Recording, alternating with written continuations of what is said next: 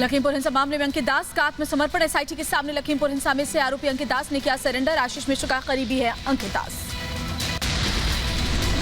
इससे पहले लखीमपुर मामले में अंकित दास के घर पुलिस ने चस्पा किया था नोटिस। अंकित के ड्राइवर से पूछताछ के बाद जांच टीम ने तलब किया। हिंसा के दिन मौके पर मौजूद था अंकित दास। लखीमपुर घटना के बाद पीड़ित परिवार से मिलने पहुंचे यूपी के कानून मंत्री ब्रजेश पाठक। मृतक के परिजन से मुलाकात कर जल्द न्याय का भरोसा दिलाया। लखीमपुर हिंसा को लेकर राष्ट्रपति रामनाथ कोविंद से कांग्रेस प्रतिनिधिमंडल ने मुलाकात की। राहुल गांधी की अगुवाई में 7 सदस्यीय प्रतिनिधिमंडल ने राष्ट्रपति कोविंद को ज्ञापन सौंपा। उत्तर प्रदेश के संभल में किसानों ने लखीमपुर खीरी घटना में मारे गए लोगों को श्रद्धांजलि दी और कैंडल मार्च निकालकर साथ ही किसानों ने इस बार दीपावली नहीं मनाने की भी बात कही है। जम्मू से लश्कर का आतंकी इरफान अहमद भट्ट गिरफ्तार। पाकिस्तानी हैंडलर से संपर्क में था। हथियारों की सप्लाई करता था इरफान। टॉप कमांडर्स को हथियारों की खेप पहुंचाई। जम्मू कश्मीर में आतंक के खिलाफ सेना का प्रहार। राजौरी में सुरक्षा बलों का सर्च ऑपरेशन जारी। कल राजौरी में आतंकवादियों के साथ सुरक्षा बलों की मुठभेड़ हुई। राजौरी में आतंकवादियों के सफाई के लिए सेना का सर्च अभियान। चॉपर की मदद से राजौरी में हर गतिविधि पर सुरक्षा बलों की पैनी निगाह। घाटी में आतंक के खिलाफ सुरक्षा बलों का ऑपरेशन। आतंकियों की मदद करने वालों पर सेना का शिकंजा। सुरक्षा बलों से श्रीनगर से आतंकियों की मदद करने वाले 6 लोगों को गिरफ्तार किया है।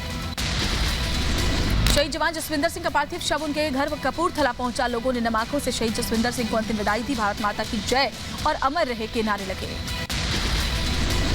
शहीद जसविंदर सिंह के अंतिम दर्शन के लिए उमड़ा सैकड़ों लोगों का सैलाब। परिवार की आंखें नम। बेटे की शहादत पर गर्व जताया। दिल्ली में पकड़े गए आतंकी का पूछताछ में बड़ा खुलासा। जम्मू बस स्टैंड ब्लास्ट में शामिल था आतंकी अशरफ। बम धमाके में हिजबुल मुजाहिदीन आतंकी ने मदद की थी। स्पेशल सेल सेना और जम्मू पुलिस के साथ जानकारी साझा करेगा। बस स्टैंड बम धमाके में एक शख्स की मौत हुई थी। 32 लोग घायल हुए थे। लगातार हैंडलर्स के संपर्क में था अशरफ। क्रूज ड्रग्स केस में जल्द एनडीपीएस कोर्ट में एनसीबी जवाब करेगी दाखिल। एनसीबी ने कोर्ट से थोड़ा वक्त मांगा। आर्यन खान की जमानत का एनसीबी विरोध करेगी। ड्रग्स केस में जेल में बंद आर्यन खान की जमानत याचिका पर आज फिर सुनवाई। आर्यन खान के वकील ने दी है जमानत की अर्जी।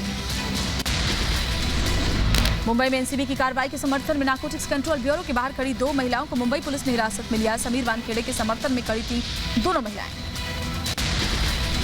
एनसीबी की कार्रवाई को लेकर एनसीपी अध्यक्ष शरद पवार दोपहर 2 बजे एक प्रेस कॉन्फ्रेंस करने वाले हैं। इससे पहले नवाब मलिक ने भी उठाए थे एनसीबी की कार्रवाई पर सवाल।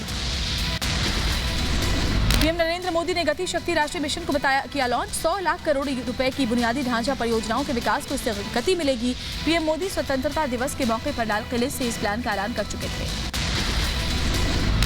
पीएम मोदी ने पहले प्रगति मैदान के नए कॉम्प्लेक्स का उद्घाटन भी किया। इसमें 4 हॉल बनकर तैयार हो चुके हैं, जिसमें 4800 कार एक साथ पार्क हो पाएंगे और कुछ अंडरपास और टनल भी बन रहे हैं। प्रधानमंत्री मोदी ने कार्यक्रम को संबोधित करते हुए कहा कि गति शक्ति मिशन से 21वीं सदी के भारत को गति मिलेगी। भारत के निर्माण को नई ऊर्जा मिलेगा। उनके रास्ते की रुकावटों को ये योजना दूर करेगी। पीएम मोदी ने कहा हर जगह वर्क इन प्रोग्रेस लिखा दिखता है, लेकिन वो काम पूरा होगा या नहीं इसको लेकर कोई भरोसा पहले नहीं था। वर्क इन प्रोग्रेस का बोर्ड अविश्वास का प्रतीक बन गया था।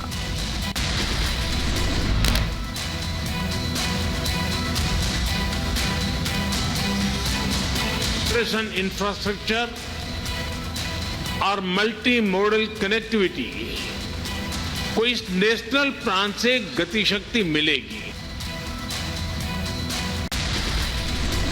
रिपब्लिक भारत के साथ एक्सक्लूसिव इंटरव्यू में बोले संघ प्रमुख मोहन भागवत। कहा सावरकर को बदनाम करने की साजिश हुई। सावरकर जैसी भाषा सबकी होती तो नहीं होता देश का विभाजन। विभाजनकारी ताकतें देश के लिए खतरा। हम अलग अलग है, हमको एक होना ऐसा नहीं है। हम एक है, इसलिए हमको एक रहना चाहिए। ये बात अगर उस समय खरी खरी बताई जाती सबके द्वारा तो विभाजन नहीं होता। सावरकर जी चिल्ला चिल्ला के इसी बात को कहते थे। संघ प्रमुख मोहन भागवत ने जोड़ तोड़ की राजनीति पर भी साधा निशाना। कहा तोड़ो और राज करो की नीति आज भी जोड़ने वाले को विलेन बनाना, राजनीतिक स्वार्थ, लोगों में भ्रम फैलाकर भारत की एकता तोड़ने की साजिश की गई। तोड़ो और राज करो, ये नीति अंग्रेजों की थी, आज भी चलती है। राजनीति में बांट के ही करना पड़ता है। तो जिनके इंटरेस्ट है, स्वार्थ है, और जिनको भारत खड़ा होना नहीं चाहिए उनको भी भारत बटा रहना चाहिए, इसकी आवश्यकता है। तो जोड़ने वाली बात को दबा देना, जोड़ने वाली बात को बदनाम करना, जोड़ने वालों को विलन बनाना, ये एक इंटेलेक्चुअल टैक्टिक पहले से चली है। अंग्रेजों ने भी वही किया, उन्होंने सॉफिस्टिकेटेड वे में किया, क्योंकि उनको चुनाव वगैरह लड़ने नहीं थे। उन्होंने पाठ्यक्रम बदले, उन्होंने रिसर्च अलग तरह से करवाया। तो अभी उसका पब्लिक मैनेजमेंट भी इसी के कारण चलता है कि लोगों के मन में भ्रम उत्पन्न हो जाए और हमारी एकता का जो सूत्र है उसको छोड़ दें, तो भारत बटा रहेगा। सावरकर ने विभाजन रोकने की कोशिश की। सावरकर जैसी भाषा सबकी होती तो विभाजन नहीं होता। सावरकर के राष्ट्रवाद को सबको समान अधिकार मिले, और ये भी कहा कि सावरकर को बदनाम करने की पूरी साजिश की गई थी। सावरकर को लेकर केंद्रीय मंत्री मुख्तार अब्बास नकवी का बयान, का नायक को खलनायक बनाया गया। सावरकर की देशभक्ति किसी से छिपी नहीं है। सिंडिकेट था जिसने हमारे महान जो स्वतंत्रता संग्राम सेनानी थे, जो हमारे महापुरुष थे, उनको नायक की जगह खलनायक बना करके पेश करने की कोशिश की। संघ प्रमुख के इंटरव्यू पर बोले आईएमआईएम प्रमुख असदुद्दीन ओवैसी, कहा सावरकर के विचार में देश का हिंदू ही नागरिक। आरएसएस का सावरकर को प्रमोट करना ठीक नहीं। सावरकर को राष्ट्रपिता बनाने की कोशिश की जा रही है। सावरकर ने अपनी आइडियोलॉजी में कहा था कि हिंदू नेशन है। अगर आरएसएस और बीजेपी इनको इस तरह से प्रमोट कर रही है, जिसको अंग्रेजी में कहते हैं कि इलोजाइज कर रहे हैं, तो फिर एक देश में एक वक्त आएगा जब गांधी को फादर ऑफ द नेशन हटाकर सावरकर को father of nation BJP RSS बना देगी। दिल्ली में उड्डयन मंत्री से मिले हरियाणा के सीएम मनोहर लाल खट्टर। मीटिंग के दौरान ये तय हुआ कि गुरुग्राम में हेली हब बनाया जाएगा। सिविल एविएशन से जुड़े प्रोजेक्ट्स पर भी चर्चा की गई।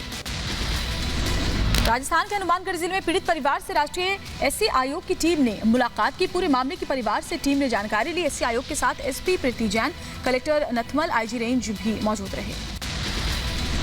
उत्तर प्रदेश के हमीरपुर में समाजवादी पार्टी की विजय रथ यात्रा में बड़ा हादसा। हाई टेंशन लाइन की चपेट में आया एक युवक गंभीर रूप से घायल हुआ। उत्तर प्रदेश के अंबेडकर नगर में एसपी नेता अबू आशिम आजमी ने जनसभा में सरकार पर जमकर बोला हमला। का सरकार को अहंकार हो गया, किसानों की आवाज को कुचला जा रहा है। एक बार फिर बढ़ गए सीएनजी और पीएनजी के दाम। सीएनजी और पीएनजी 2 रुपए से ज्यादा महंगी हो गई है। दिल्ली में सीएनजी 49 रुपए 76 पैसे प्रति किलो, जबकि पीएनजी 35 रुपए 11 पैसे प्रति एससीएम की कीमत पर अब मिलेगी। 10 दिन में दूसरी बार बढ़े हैं सीएनजी और पीएनजी के दाम। बढ़ते दामों से जनता परेशान, जेब पर बढ़ रहा है अतिरिक्त बोझ। देश भर में दुर्गाष्टमी की धूम। उत्तर प्रदेश के वाराणसी में अष्टभुजा देवी मंदिर में मां के दर्शन के लिए उमड़ा श्रद्धालुओं का सैलाब। आज महाअष्टमी का त्योहार। अष्टमी के मौके पर छतरपुर मंदिर में की गई विशेष पूजा। भक्तों ने कोरोना नियमों के साथ माता के दर्शन किए। पटना में मुख्यमंत्री नीतीश कुमार ने अष्टमी पर शीतला माता मंदिर में पूजा अर्चना की। नीतीश कुमार के साथ बिहार के शिक्षा मंत्री विजय चौधरी भी मौजूद रहे।